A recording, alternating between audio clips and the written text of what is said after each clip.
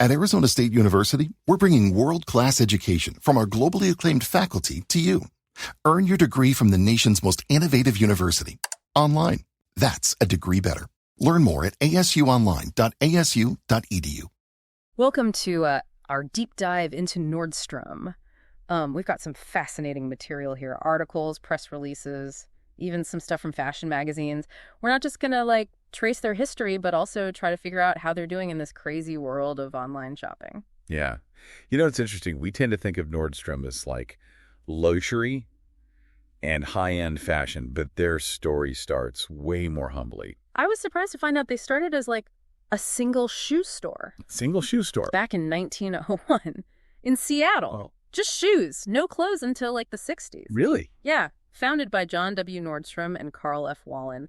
And stayed a family business even as it grew, which is interesting. Yeah. That family element has really shaped who they are. John's sons, Everett and Elmer, took over and really pushed to expand. Even today, family members have key positions. Makes you wonder how that's impacted their decisions over the years. That's a great question. Definitely adds a layer of complexity to trying to understand their business model.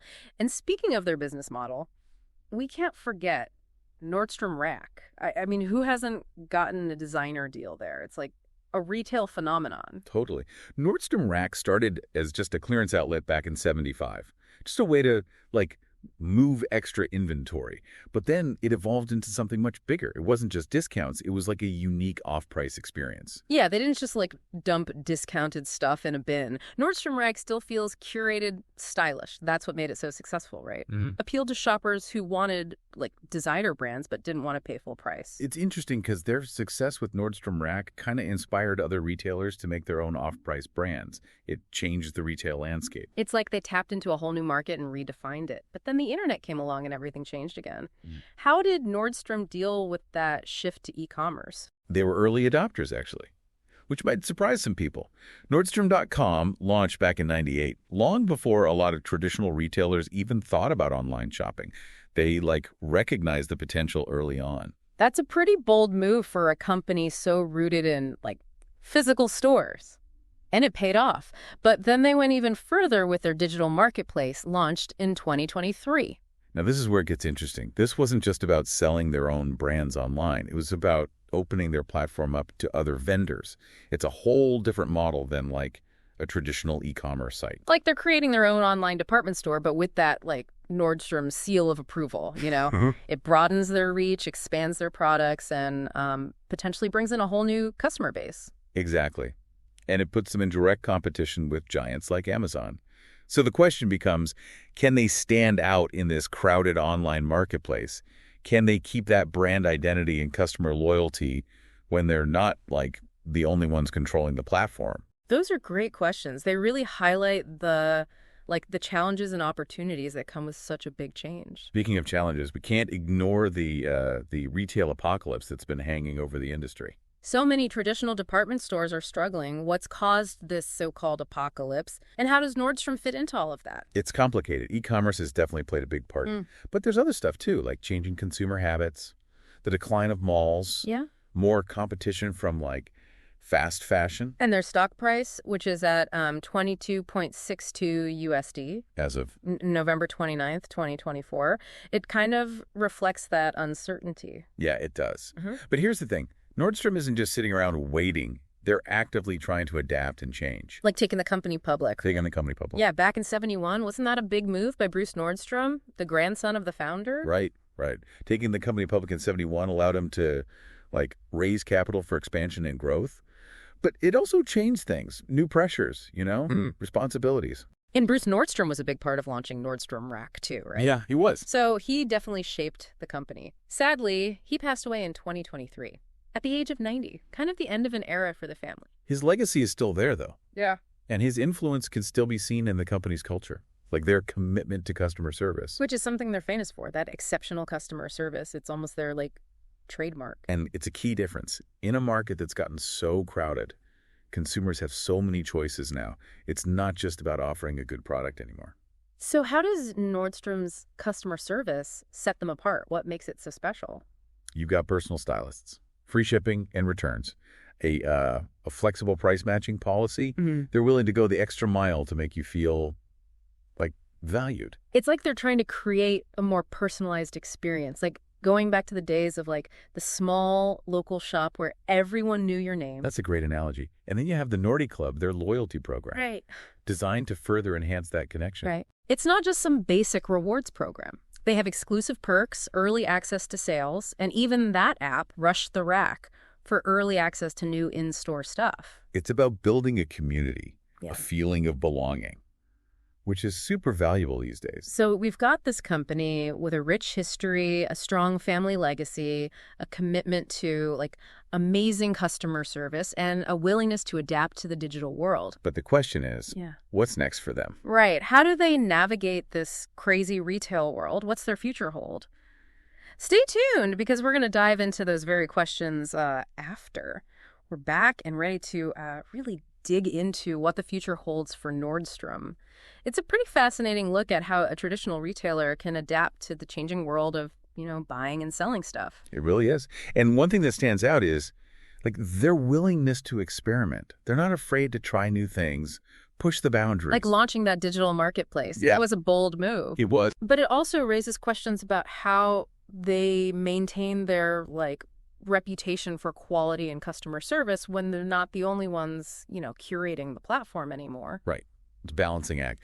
They need to make sure those third-party vendors on the marketplace meet their standards. They can't afford to water down their brand by offering subpar products or experiences. And they need to figure out how to bring that famous Nordstrom customer service to the online world. It's one thing to give personalized attention in a store, but how do you do that online? It's a challenge for any retailer going digital. But I think Nordstrom's in a good spot to figure it out. They've already shown they're committed to integrating their online and offline experiences. Like with their BOPUS program, buy online, pick up in store. Right. And that Rush the Rack app, which gives Nordy Club members early access to stuff in the store. Exactly. Those are great examples of how they're kind of blurring the lines between physical and digital, creating more seamless and convenient experience for the customer. And they're still investing in tech and innovation. But looking beyond the digital, what other opportunities are there for Nordstrom to grow? Well, one area that's becoming super important for retailers is sustainability. Sustainability. Yeah, customers are more aware than ever about the environmental and social impact of what they buy. It's not just about the product, it's about the values of the brand. Exactly. And Nordstrom has already taken some steps in this direction. They have initiatives around ethical sourcing, reducing waste, and promoting circular fashion. But there's always room to do more. Could they become a leader in sustainable retail? Set a new standard? I think they could. It would take a big commitment, though. Uh-huh. Resources, strategy, the whole 9 yards. Yeah. But if they could pull it off, it would really resonate with those customers who are looking to, shop their values. And it's not just about doing the right thing. It's good for business, too. Sustainability can save money, make things more efficient, and boost their reputation. For sure. It's a win-win. It's something Nordstrom could use to stand out in the crowd. So digital expansion, focus on sustainability. But what about their physical stores? They have a lot of them, and the traditional department store model is, it's facing challenges. Right. And this is where Nordstrom has a real chance to redefine what a physical store can be. It's not just a place to buy stuff anymore. It's about the experience. So less about rows of clothes and more about interactive displays, events, maybe even community spaces. Exactly. Turn those stores into destinations, places where people want to hang out, even if they don't buy anything. It's about that emotional connection with the brand, something online stores can't really replicate. Right. And it plays to Nordstrom's strengths, their customer service, their personalized approach, their curated selection. It's interesting to think about how they could use those strengths to create a truly unique and engaging in-store experience. And it's not just about getting new customers. It's about keeping the ones they have. Building loyalty is crucial when there are so many options out there. So as we think about Nordstrom's future, it seems like they're at a crossroads. They have this long history, a solid base, but they're also facing big challenges and a rapidly changing world. And it's in that space, that challenge and change, where real innovation happens. Which takes us back to the question we asked earlier, what does Nordstrom's next chapter look like? That's what makes this whole deep dive so interesting. We're not just looking at the past, we're trying to figure out where they are now and where they might be going. And to do that, we need to think about the bigger picture, not just the company itself. Right. The whole retail landscape is always evolving. Consumer tastes are shifting. Tech is disrupting everything. Absolutely. So how does Nordstrom deal with all this? How do they stay relevant and successful when everything's changing so fast? The key, I think, is to embrace change. Be adaptable. Be willing to experiment. And never forget their core values, that focus on customer service, quality, and experience. Those are the things that have made them stand out for over 100 years. Exactly. Those are the things that will guide them as they move forward. And with that, we come to the most important part of this deep dive. You, the listener. We've looked at Nordstrom's history, analyzed their present, and thought about their future. But now is your turn. Now it's time to turn things inward. What sticks out to you? What did you learn? What does Nordstrom's story tell you about business?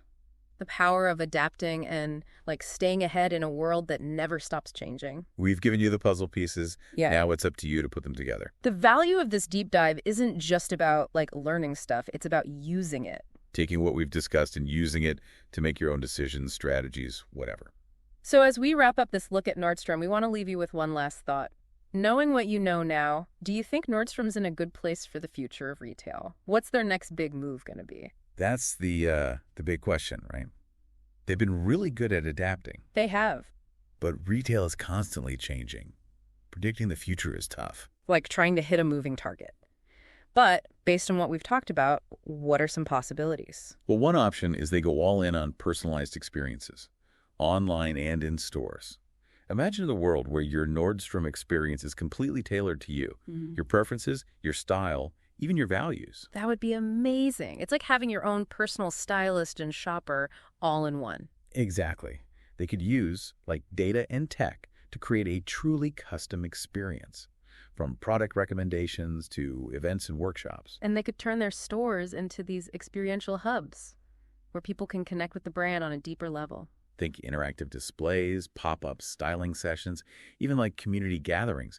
It's about creating a sense of belonging, a place where people want to be and connect with others who share their interests. That's a really cool idea. It's almost like they'd be going beyond just retail and into, lifestyle. And that could really set them apart. In a world where people are looking for more than just stuff to buy. Another path they could take is to become a leader in sustainable fashion. We talked about how people are becoming more aware of the environmental and social impact of what they buy. Definitely. Nordstrom could really tap into that by making sustainability a core part of who they are. They could work with ethical and eco-conscious designers, do circular fashion initiatives, even just teach their customers about why sustainability matters. Imagine if they were known as the place to go for sustainable fashion. That'd be a powerful message. It would. It would set them apart and attract customers who are looking to shop according to their values. So personalized experiences, sustainable fashion, anything else that could be a game changer for Nordstrom. Well, there's always technology. We've seen them embrace e-commerce and build that digital marketplace. But what if they pushed even further? What do you mean?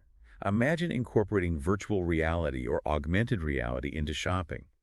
People could try on clothes virtually, see how furniture would look in their homes, even attend fashion shows from their couch. Wow, that would totally change how we shop. And it would give Nordstrom a big advantage. It's exciting to think about all the possibilities, and that's what makes this deep dive so interesting. It's not just about looking back, but looking ahead. And it's something we're all a part of. As shoppers, we have a say in the future of retail, with our choices and, our voices. So as we wrap up our look at Nordstrom, we leave you with this. What role do you want to play in shaping the future of retail? What kind of shopping experience do you imagine for yourself and for, future generations? Keep those questions in mind as you shop, because in the end, the future of retail is up to all of us. That's it for our deep dive into Nordstrom. We hope you learned something and maybe even started asking some new questions. Remember, this was just a taste of their story, a little exploration just for you. Keep exploring, keep asking questions, and keep discovering the fascinating world of retail. Today is your lucky day. Today is the day that our $3 website works for you, paying you directly to your PayPal daily. Imagine $3 ongoing continuous payments to your PayPal account. Imagine falling asleep and waking up to $300 in your PayPal account. How would this make you feel? How could this help you? What bills could you pay? What kind of fun could you have? What does that retirement look like now? All for a one-time payment of $3. This website is DFY done for you, fully built and completely hosted, and never stops collecting payments for you. You have spent $3 on coffee on a regular, but that coffee won't help you create multiple streams of income. Click the link below.